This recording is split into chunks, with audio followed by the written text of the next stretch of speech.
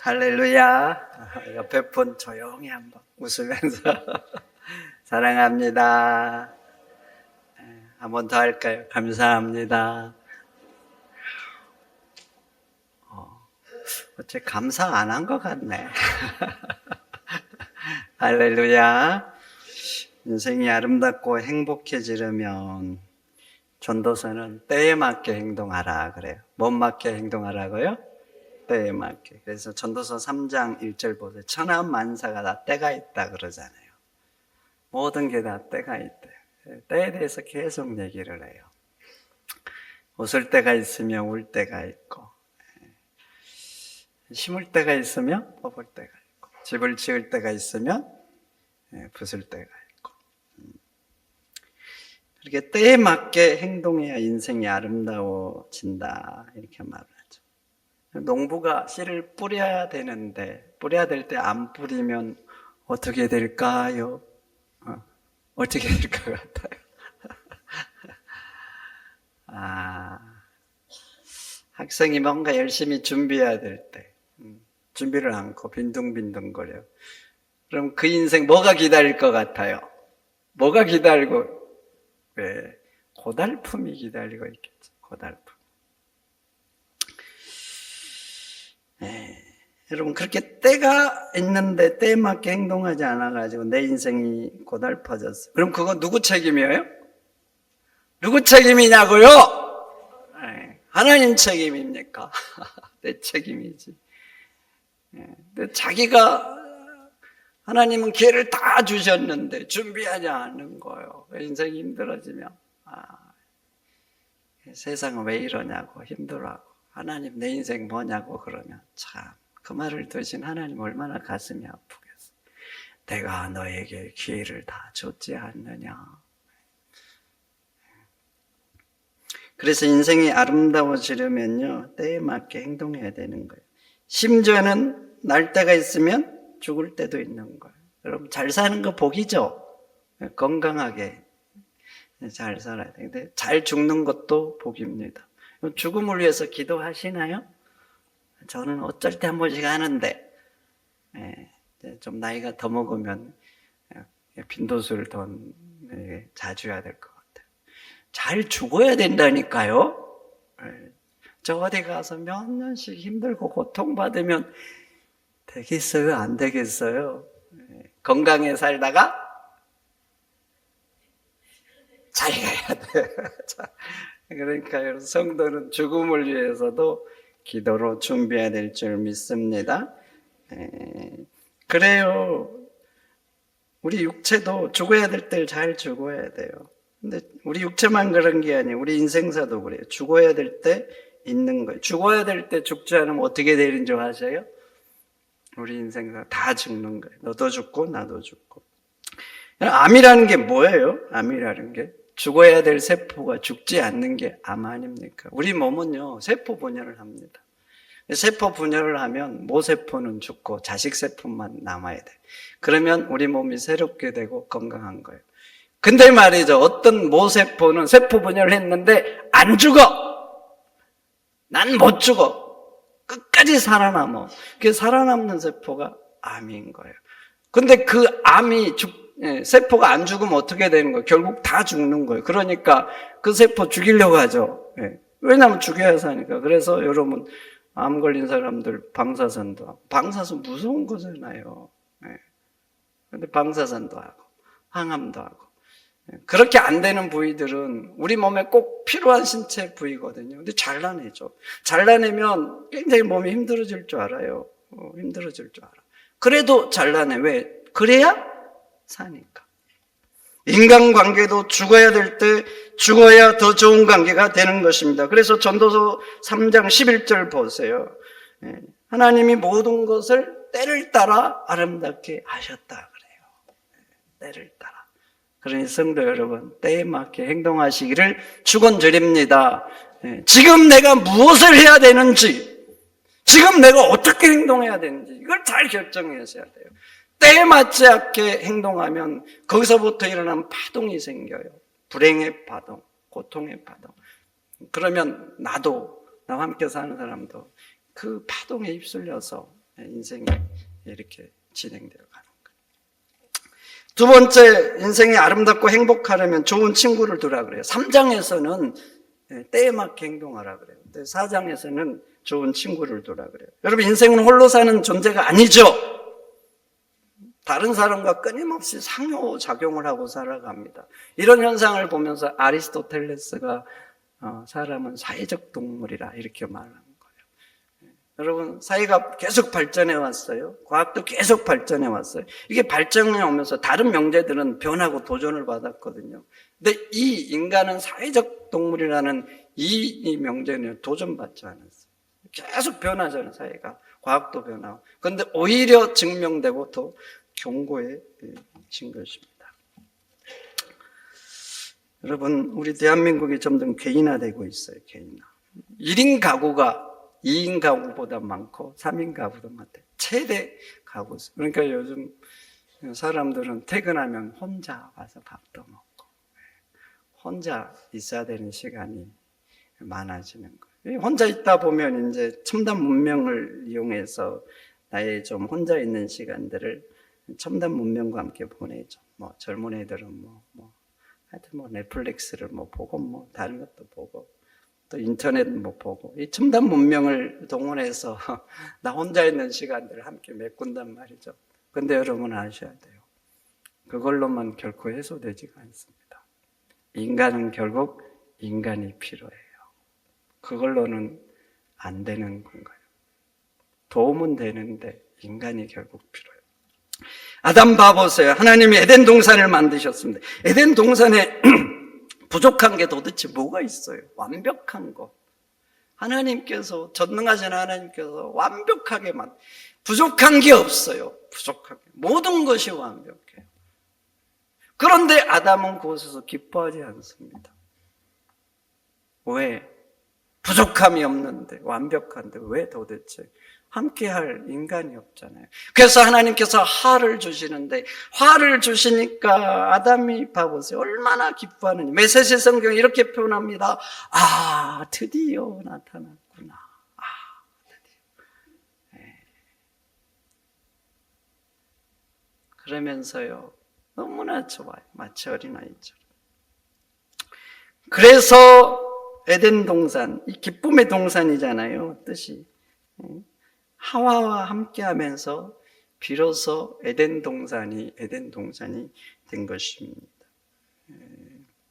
사람이 행복해지려면 에덴 동산 같은 좋은 환경이 분명히 필요합니다. 그래서 우리가 돈을 부정하거나 멀리 해야 된다 이러면 안 돼요. 제약시하면. 돈으로 우리 좋은 환경을 갖출 수 있잖아요. 도울 수도 있고. 그렇지만 돈이 주는 돈의 힘으로 내 갖출 수 있는 행복은 한계가 있습니다. 행복 연구소 중에 가장 권위 있는 연구소가 하버드대에서 발견한 거예요. 수많은 학자와 박사들이 수년 동안 연구해서 사람의 생태를 연구해서 이 연구소를 발표한 거예요. 그래서 세계적으로 지금까지는 이 연구소가 행복에 관해서 가장 권위 있는 연구소라고 그래요. 거기에도 그래요. 거기에도. 일정 부분 돈을 가지잖아요. 그럼 돈으로서 이렇게 갖출 수 있는 것들 있잖아요. 거기에서 주는 것이 이제 일정 부분이 넘어가면 더 이상 행복하지 않다. 이렇게 말합니다. 그러면 인간이 행복한 삶이 되려면 어떻게 하는가? 그 하버드대 보고서에는 이렇게 말합니다. 시간을 사라고. 4가지를 말하는데 제가 오늘 2가지 말하려고 그래요. 시간을 사라. 무슨 소리냐면 취미 생활할 시간을 마련하라는 거예요. 일 중심의 삶만 살지만 일을 해야죠. 일을 해야 돼. 일에서 오는 성취감도 있고 일을 해야 인간이 기본적인 가치 일을 해야 돼요. 근데 반드시 행복하려면 내가 좋아하는 일을 할 수 있는 시간을 마련하라 그래요. 월급을 50만 원 더 줘요. 50만 원. 근데 출퇴근 시간이 1시간으로 늘어나요. 그러면 50만 원 포기하고 그 1시간을 벌어서 네가 좋아하는 일을 하라. 네가 좋아. 여러분, 취미생활하는 게 뭐예요? 취미생활. 내가 하면 재밌는 거잖아요. 재밌는 거. 인생에 재밌는 일을 하면서 살아야 행복할 거 아니에요. 그런데 취미생활 하면은 재밌지만 그 재밌는 일을 하면서 한 가지 더 큰 걸 얻어요. 뭘 얻은 줄 아세요? 사람들. 친밀한 사람들을 얻어요. 사람은 참 신기합니다. 내가 좋아하는 거 있잖아요. 축구를 좋아해요. 근데 맨날 축구를 같이 해요. 그러면 맨날 같이 하면 그 사람들하고 어떻게 될 것 같아요? 굉장히 친밀해집니다. 순철 목사님들 중에 축구하는 팀이 있어요. 맨날 만나서 이렇게 한겨울에도 만나서 그렇게 축구를 하는지 모르겠어요. 월요일만 되면 뭐예요, 하여튼. 그래가지고 축구만 하고 끝날까요? 그 중에 한 분이 SNS를 열심히 하는데 축구하고 끝나고 밥 먹고 어쩔 때는 같이 놀러도 가고 어쩔 때는 또 부부도 만나고 신기하죠. 취미생활로 안 끝나요. 인생을 함께 갈 수 있는 사람들, 친밀한 사람들, 만나면 부담 없고 즐거운 사람들이 생기는 거예요. 그래서요, 취미생활을 하면 두 가지를 얻는 거예요. 하면서 기쁘고 좋은 사람 생기고. 그렇게 하면은 인생이 외롭지가 않아요. 우울하지가 않아요. 오히려 직장 생활 하잖아요. 일만 열심히 하면 어느 순간 이런 생각이 듭니다. 내가 왜 이렇게 살아야 되나? 열심히 사는데 그런 생각이 들어요. 오늘 또 가서 일해야 되는구나. 근데 취미생활 하면 안 그래요. 오히려 활력이 생겨요. 내가 집에 혼자 가요. 그냥 아무것도 안 하면 외로워요. 어느 순간에 외로워요. 내 인생이 뭐나. 근데 취미생활 하잖아요. 그러면 안 그래요. 거기 가면 또 좋은 사람 만나요. 그러니까 내일이 기대돼. 그래서 그 행복 보고서는 그렇게 말해요. 네 인생이 행복하고 싶으면 꼭 시간을 내서 취미생활 하라고. 그리고 또 하나는 말이죠. 사랑을 기부하라 그래요. 사랑을. 무슨 소리냐면 도우면서 살라는 거예요. 조건 없이 베풀면서 섬기면서 살라 이렇게 말을 합니다. 여러분, 사람은 참 신기해요. 하나님이 우리를 만들었는데 참 신기한 건 뭐냐면 희생적인 섬김을 하고 희생적인 베품을 하잖아요. 그러면 행복해합니다. 행복해. 우리 뇌는 그래요. 우리 뇌는 이렇게 뭔가 내가 누군가에 도움을 주잖아요. 조건 없이 도움을 줘요. 그럼 우리 뇌는 이제 행복 호르몬, 도파민이나 이런 것들을 분비시켜요. 뇌과학적으로 보면 인간이 기분 좋고 나쁜 것은 이 호르몬 분비 때문에 그러거든요. 호르몬. 근데 이렇게 기분 좋은 호르몬을 딱 내게 해요. 그러니까 성경에도 그러잖아요. 받는 것보다 주는 자가 복되다고. 제가 아주 오래전에 내뇌혁명이라는 책을 읽었습니다. 여러분 한번 읽어보세요. 내뇌혁명. 거기에도 마찬가지. 우리 인간 뇌가 언제 가장 우리 몸에 좋은 호르몬을 내느냐? 희생적인 사랑을 할 때라 그래요. 희생적인. 내가 조건 없이 누구를 돕고 조건 없이 베푸는 거예요. 그럼 가장 좋은 호르몬을 내요. 그리고 그때 가장 인간이 기뻐할 수 있는 호르몬을 분비한다고. 그래서 사람이 사랑을 기부하잖아요. 그럼 건강해질 뿐만 아니라 행복해지는 거예요. 행복해져. 그리고 또 하나, 사랑을 기부하면 내 자신도 건강해지고 행복해지지만 또 하나 얻는 게 있어요. 뭘 얻을 것 같아요? 내가 사랑을 기부하면 뭘 얻을 것 같아요? 다른 사람의 마음을 얻죠. 사람을 얻는 것입니다. 나를 존경하고 좋아하는 마음을 얻고 나를 지지해주고 내가 힘들 때 내 편이 되어줄 사람을 얻는 거예요. 그리고 그 사람으로 인해서 내 평판도 좋아지죠. 왜냐하면 그 사람이 자꾸 나를 선전해 주잖아요. 좋은 사람이라고. 좋은 사람이라고.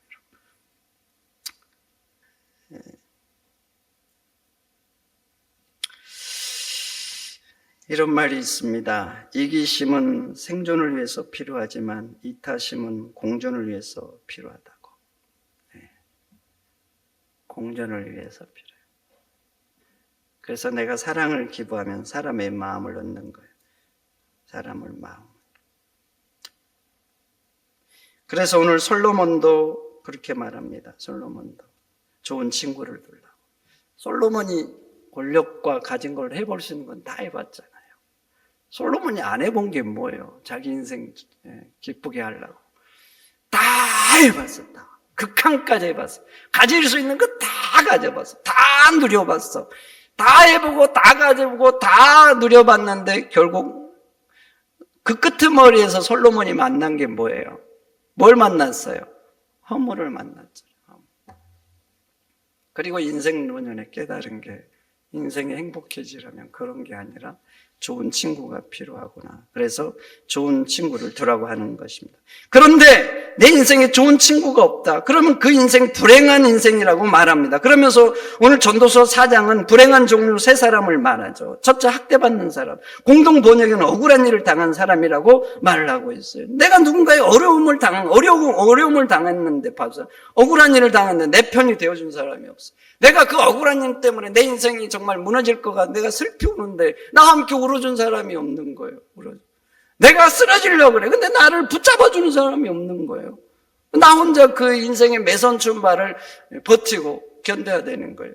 그러면 오늘 전도서 4장 보세요. 산자보다 오래 죽은 자가 더 복이 있다고 그래요.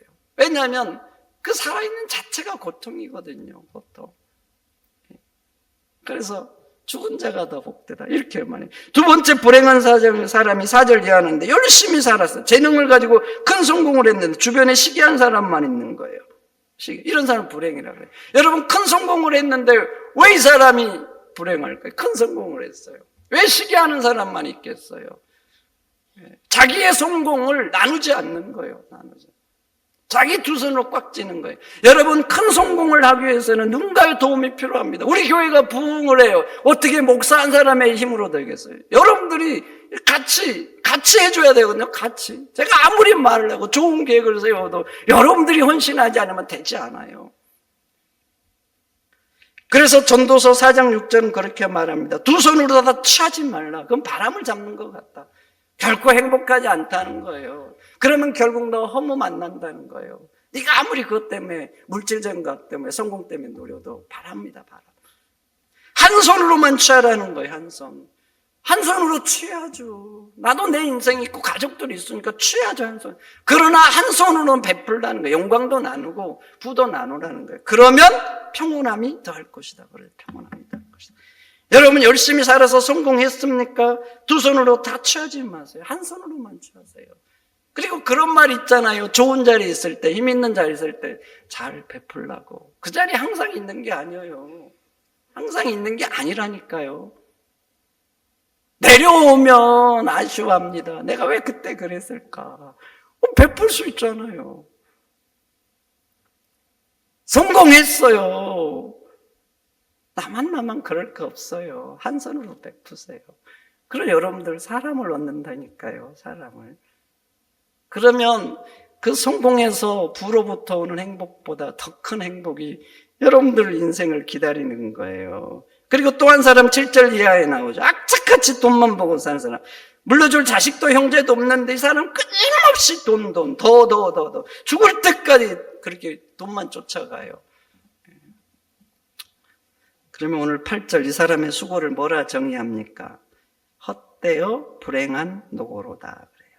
노고를 수고는 하는데 불행한 노고다. 그리고 그 노고도 헛되다 그래요. 여러분들이 잘 아는 사케오 보세요. 세리장이죠. 세리장. 세금 내는 사람들 다 눈치 봐야 돼요. 힘 있는 자리예요.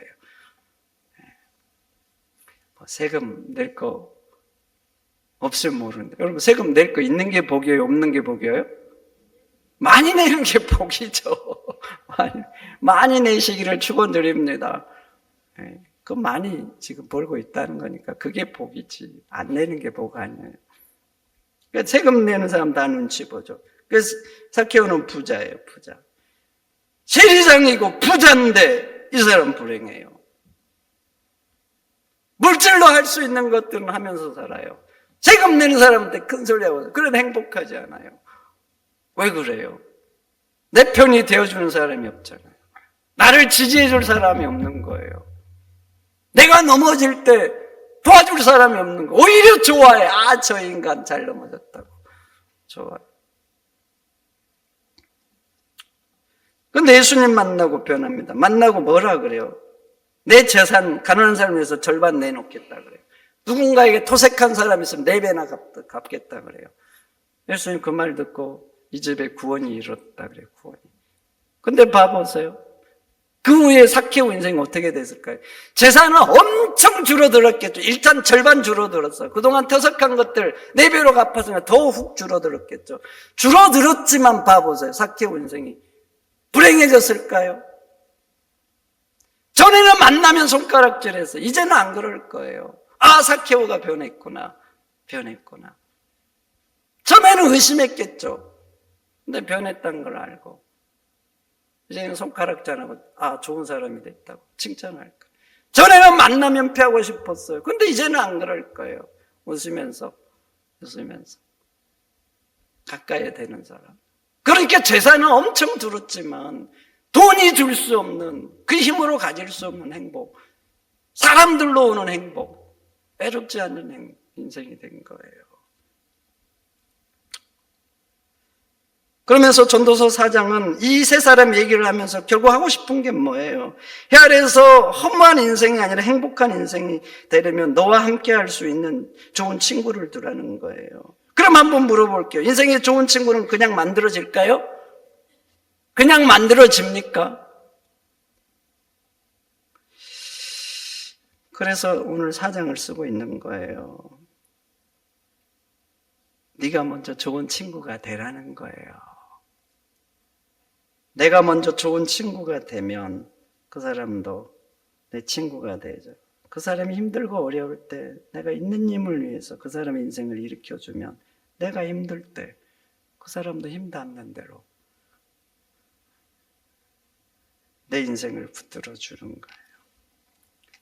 여러분 인생은 한번 돌아보세요. 여러분 넘어질 때 일으켜줄 사람이 있어요? 있냐고요? 내가 적들과 싸울 때 끝까지 내 편이 되어줄 사람이 있냐고요? 있냐고요? 내가 인생의 눈보라를 맞고 있을 때 자기 집에 초대해서 같이 있자고 하는 사람이 있으세요? 있냐고요? 없다. 그러면 솔로몬은 불행한 사람이라 그래요. 10절 후반처럼 말해요. 이런 사람 넘어지면 화라 그래요. 인생이 넘어졌어요. 내 힘으로 못 일어나는 거예요. 근데 이런 사람이 없으면 나를 일으켜줄 사람이 없는 거죠. 그럼 망하는 거예요. 망하는 거. 11절 인생의 겨울을 만나면 이 사람 인생의 눈보를 혼자 맡아야 돼요. 나와 함께 누워줄 사람이 없는 거예요. 누워줄 사람이. 그럼 화죠, 화. 스페인 철학자 그라시안이 이렇게 말했습니다. 친구 없이 사는 만큼 무서운 인생의 사막은 없다. 네, 사막이 없다. 그러니 없다. 그러면 이제부터라도 여러분들이 좋은 친구가 되어주시기를 축원드립니다. 좀 울 때 좀 같이 울어주세요. 못 본 척 하지 마시고. 기쁠 때 좀 같이 기뻐해주고. 어려우면 뭐 그냥 너는 너나. 그럼 나도 그렇게 되는 거예요. 좀 붙들어주고 조건 없이.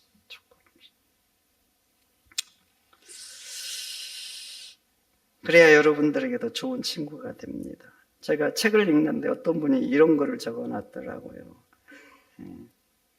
어디 좋은 친구 없나 찾기 위해서 돌아다닐 때는 아무 데도 없었지만 내가 친구가 되기 위해서 돌아다닐 때는 어디에서나 좋은 친구가 있었다. 여러분, 솔로몬은 허무를 말하잖아요. 허무. 다 누려받는 허무에. 근데 허무를 말하는 진짜 이유가 있어요. 허무하지 않는 삶을 알려주려고 그래요. 허무하지 않는 삶. 네, 허무하지 않는 삶, 행복한 삶, 좋은 삶은 전도서의 권면은 좋은 친구를 두라는 거예요.